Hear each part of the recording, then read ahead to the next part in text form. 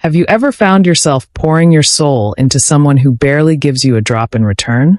That agonizing silence after a text you overthought for hours, the endless waiting, hoping they'll change, convincing yourself that maybe, just maybe, next time they'll show up differently? But here's the truth. You're not crazy. You're caught in a cycle.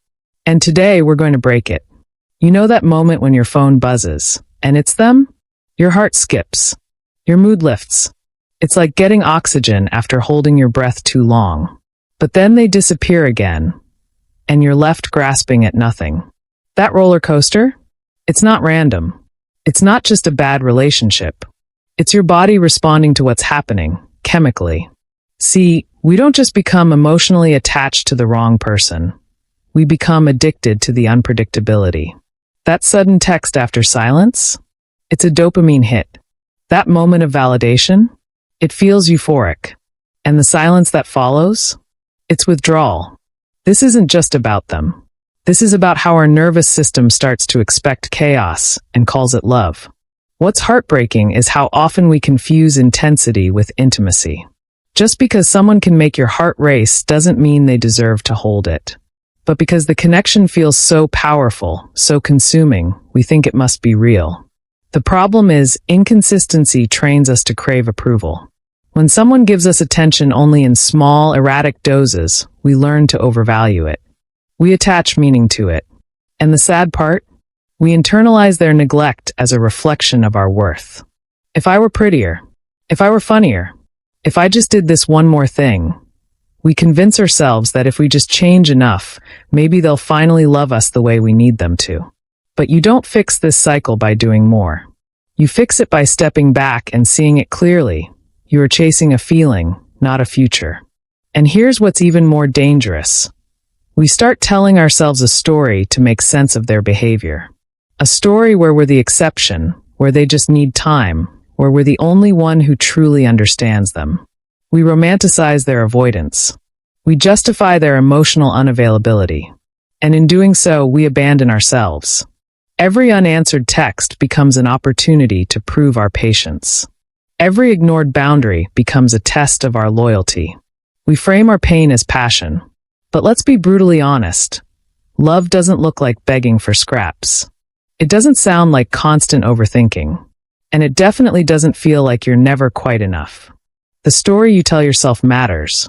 If your narrative is, they're just scared of how deep this connection is, then you'll keep excusing their distance. But if your story becomes, I deserve someone who chooses me daily, not occasionally, everything changes. Because when you shift your inner narrative, you start asking better questions.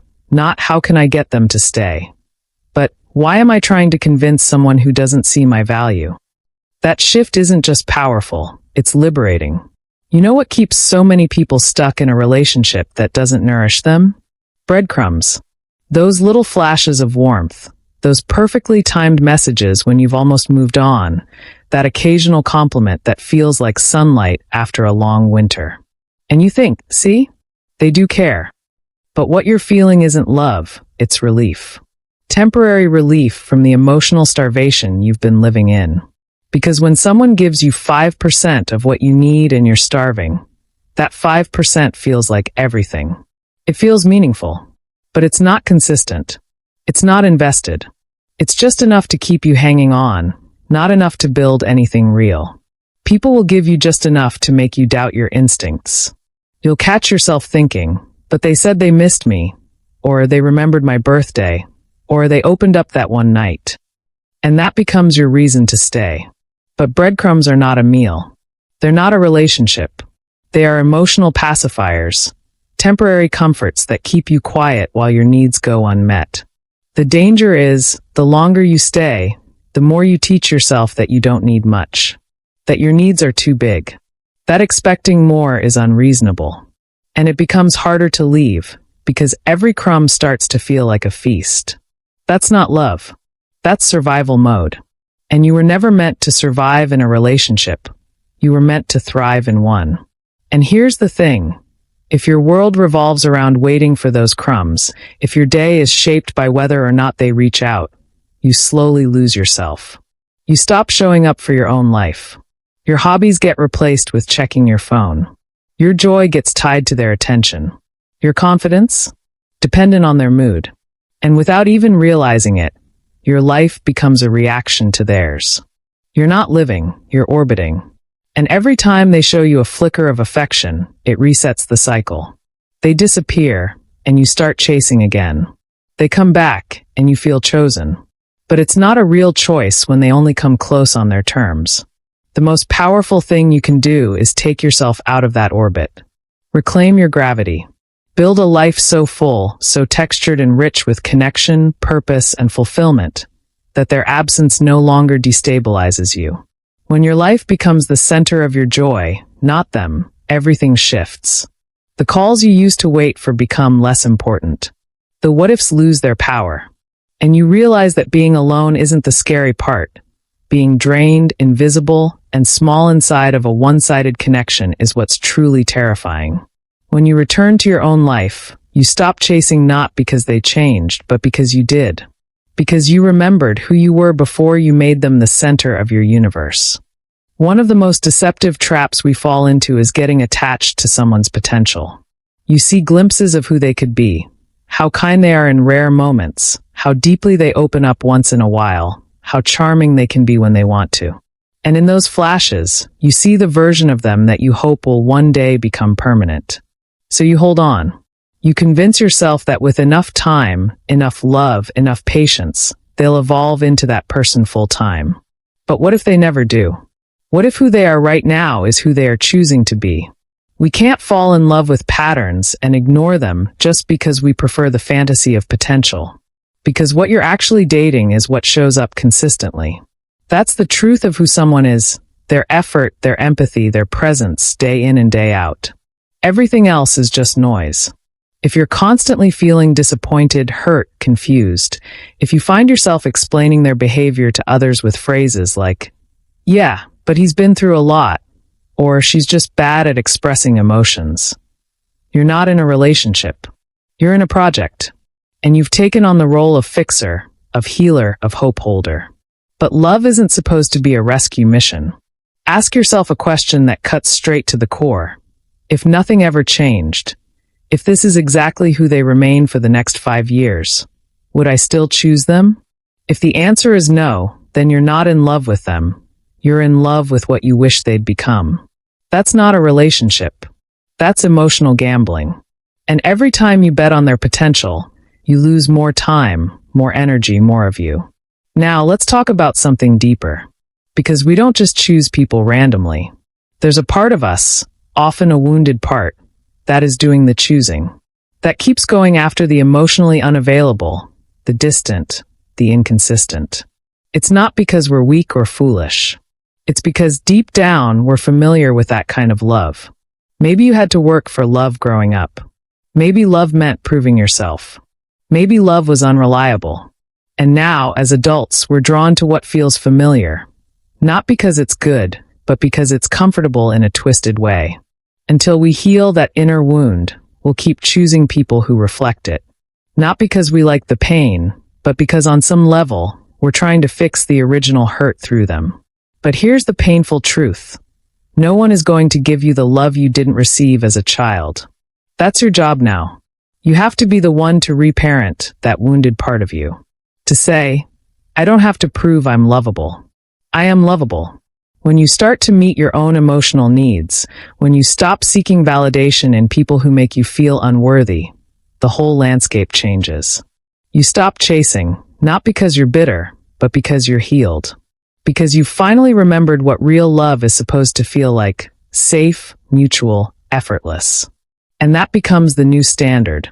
There comes a moment where you have to choose your peace over their potential.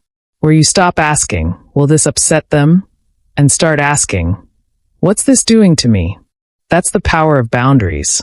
But boundaries only work when you enforce them without guilt. And that's where so many people struggle. Because you've been taught that choosing yourself makes you selfish. That walking away makes you disloyal. That saying no means you don't care. But listen carefully. Setting a boundary is not rejection. It's protection. Protection of your energy, your heart, your future. And if someone truly loves you, They won't feel threatened by your boundaries. They'll respect them. You have to get honest with yourself. Are you setting boundaries, or are you just silently tolerating behavior and hoping it changes? Because tolerance is not love. It's fear. Fear of being alone. Fear of losing the crumbs. But every time you let something slide that hurts you, you abandon a piece of yourself.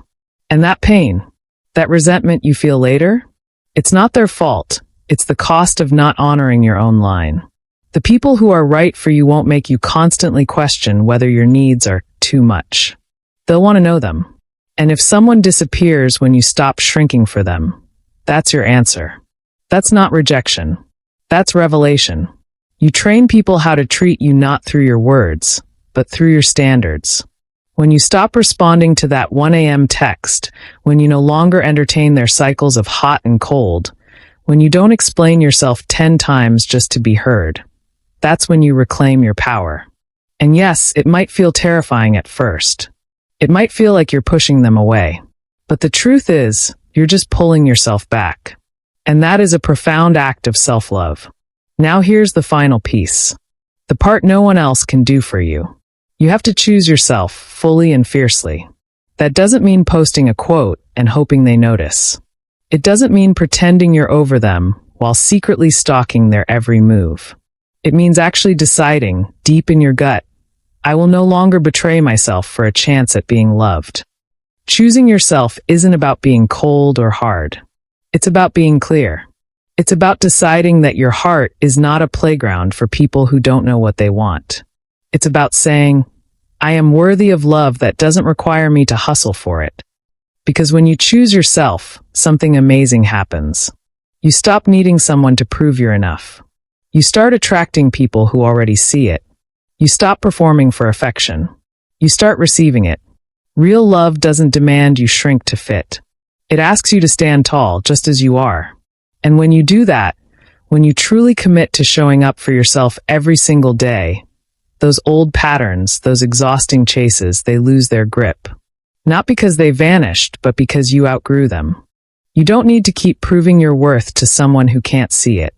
You don't need to keep waiting for the maybe that never comes. Because the moment you stop chasing the wrong person, you make space for the right one. And for yourself. Fire if this message stirred something inside you. Don't keep it to yourself. Let's talk in the comments. Your story matters. Speech balloon. Like this video, share it with someone who needs it, and hit subscribe so we can keep growing together. Backhand index pointing down, and before you go, drop a comment. What topic should we dive into next? Let's build this healing space, one brave conversation at a time. You are not too much. You are not too late. You are not alone. Let today be the day you stop chasing and start choosing.